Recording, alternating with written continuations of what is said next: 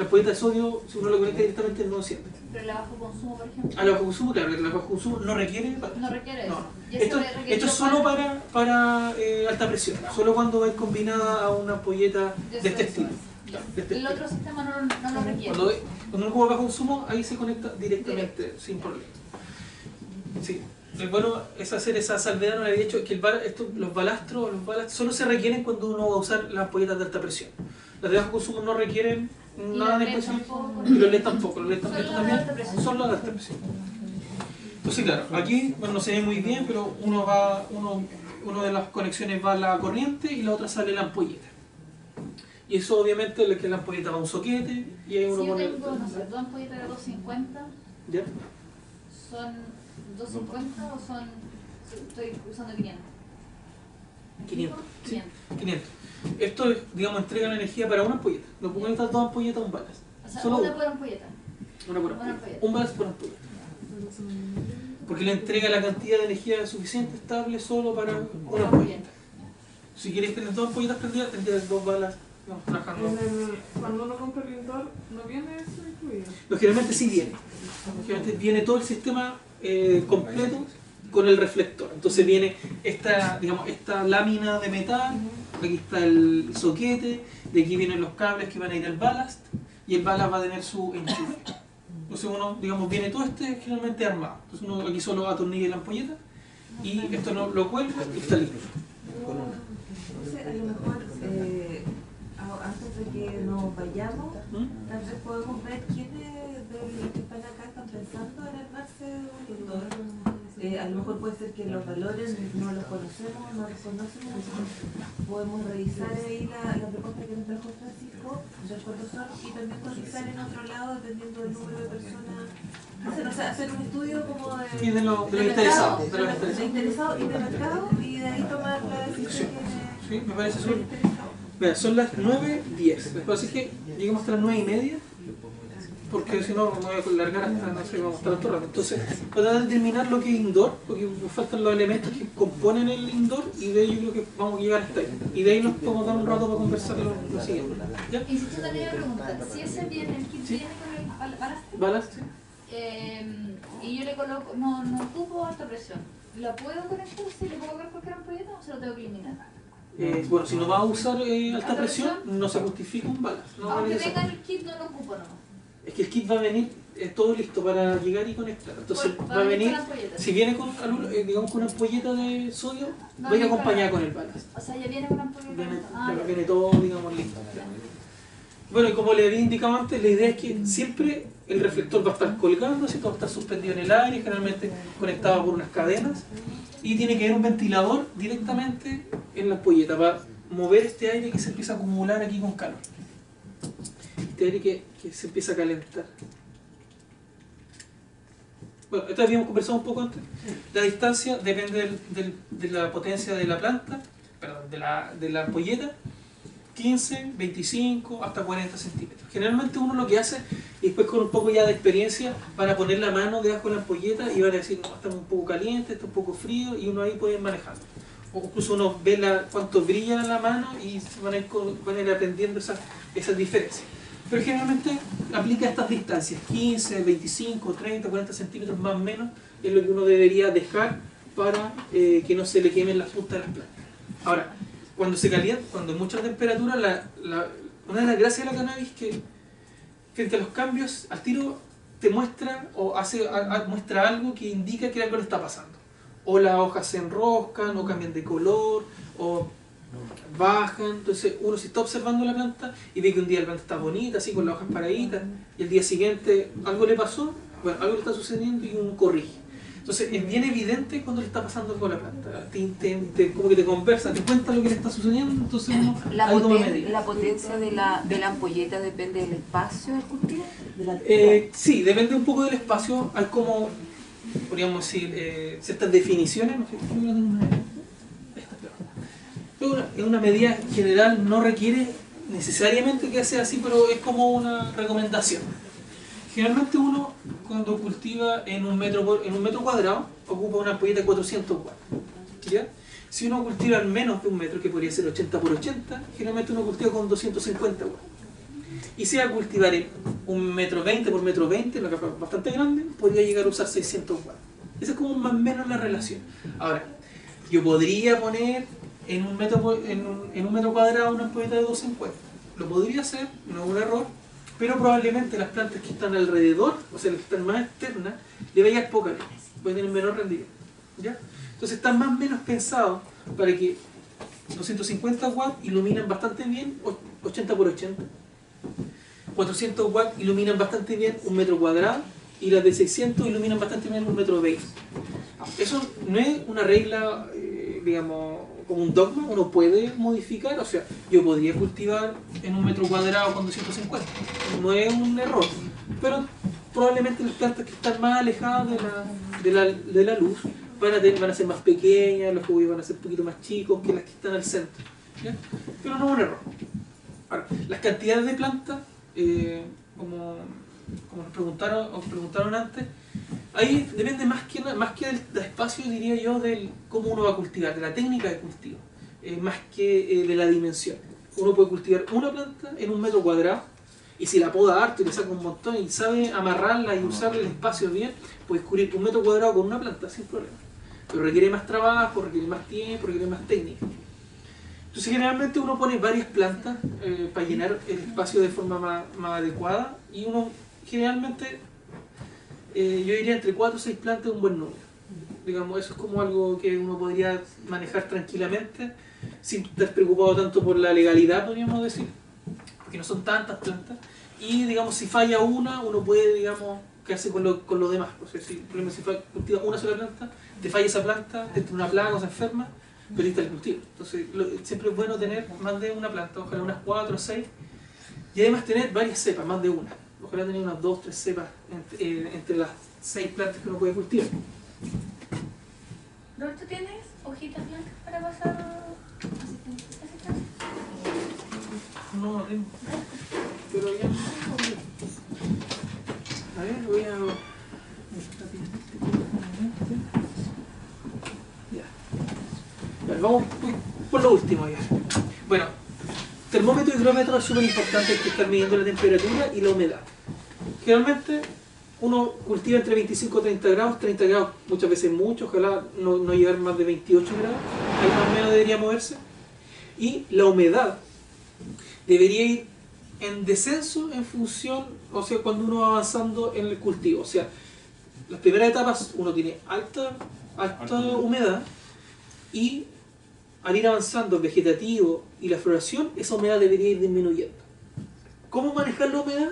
No es tan sencillo, pero generalmente lo que uno hace es manejar cuánto uno riega y cuánto uno ventila.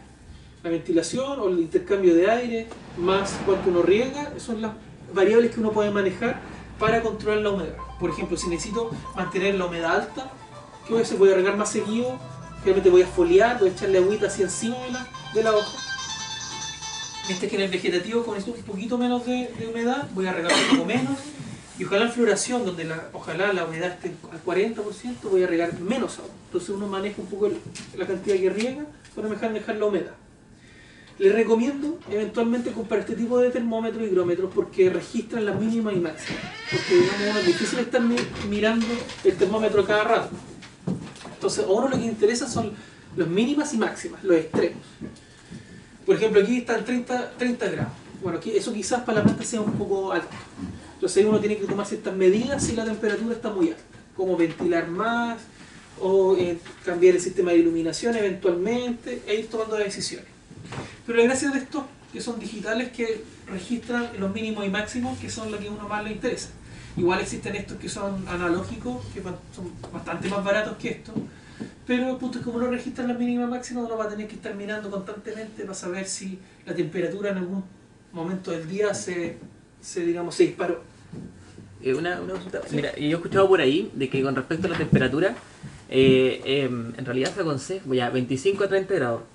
Pero por ejemplo, si tu indoor tiene 30 grados como máximo, la idea, lo que se considera para controlar la temperatura, es que haya un rango de 5 grados entre el día y la noche, o sea, que no varíe más. Por ejemplo, tengo una condición en donde mis plantas están creciendo a 25 grados, la idea es que baje a máximo de 20 a 25, o sea, como... ¿Qué sucede? Es que esa es está como lo el- correcto. Ese es un punto que en definitiva aquí interesan, digamos, dos elementos. Uno, la máxima probablemente tal que no debería superar los 30 grados, eso digamos es inevitable. A pesar de eso, algunos dicen que, bueno, si uno cultiva sobre 30 grados, bajan los rendimientos, o sea, tengo mucho menos cannabis, pero la potencia aumenta. Ahora, eso yo creo, insisto, depende muchas veces del tipo de planta, de la cepa, pero en realidad la recomendación es que no se pase los 30 grados bajo ningún motivo, ojalá 28. Y como decía, como se planteó, también es la diferencia de temperatura es relevante. O sea, si yo durante el día, cuando la ampolleta está prendida, tengo 28 grados, no debería bajo ningún motivo, ojalá, bajar de 18, de un rango de 10 grados. Ojalá menos, ojalá si fueran 5 grados sería lo ideal, las condiciones más ideales. O sea, si estoy durante el día, durante el momento en que la ampolleta está prendida, tengo 25 grados, ojalá en la noche no baje de los 20 grados. Muchas veces es difícil manejar esos elementos porque la ampolleta va a estar apagada, entonces yo tendría que calefaccionar la pieza donde tengo y muchas veces es difícil manejar en las mínimas. Las máximas fácilmente manejables porque uno ventila más o genera alguna forma de controlar la máxima, pero controlar la mínima muchas veces es difícil. Generalmente la opción es calefaccionar el espacio y eso ya es más costo, es más difícil, pero se puede. Pero realmente es difícil, es complicado, no es tan sencillo. Bueno, ¿Qué pasa si no se controla de tanta...? no, o sea, no es que no es muy grave, no hace un problema, solo siempre hay que tener presente de que va a ir disminuyendo los rendimientos, va a tener un poquito menos. Y voy a insistir en la idea. Hay plantas que les da lo mismo, que no tienen ningún drama con bajar mucho la temperatura o subir mucho la temperatura, y hay otras que no les gusta nada y ahí realmente la planta no crece, la flor nunca ha tenido una flor así compacta, o sea, se generan varios problemas. Por eso depende harto de la cepa. Pero el punto es que si uno no puede controlarlo, no es un problema así fundamental, no es que no vaya a tener una cosecha, sino va a ser un poquito menos a lo que uno esperaría. Ya. La ventilación, los extractores. Bueno, hay distintos tipos de extractores, pero lo relevante aquí es que siempre ingresa el aire por la parte inferior y se elimina por la parte superior. Eso siempre tiene que tenerlo presente, no equivocarse de meter el aire por dentro y sacarlo por abajo. O sea, por arriba, meterlo por arriba y sacarlo por abajo. No, siempre ingresa por la parte inferior y se elimina por la parte superior. Van a encontrar estos típicos extractores que uno puede comprar en cualquier parte, Sodimac u otro, pero muchas veces el problema de esto es que esta rejilla es media complicada y uno necesita conectarse aquí muchas veces, entonces se generan algunos problemas. Se puede uno, de forma artesanal y casera, modificar estos extractores para poder instalarlos, pero existen estos otros extractores que venden los brochos que vienen listos para conectar, digamos, distintas cosas. Entonces ahí lo que tienen que hacer muchas veces es cotizar, evaluar diversas opciones, pero eso, extractores que pueden conseguir en Sodimac con cualquier parte, pero estos que tienen rejillas muchas veces son medio complicados de instalar aquí en el sistema. Así que si pueden comprarse de estos, sería mejor.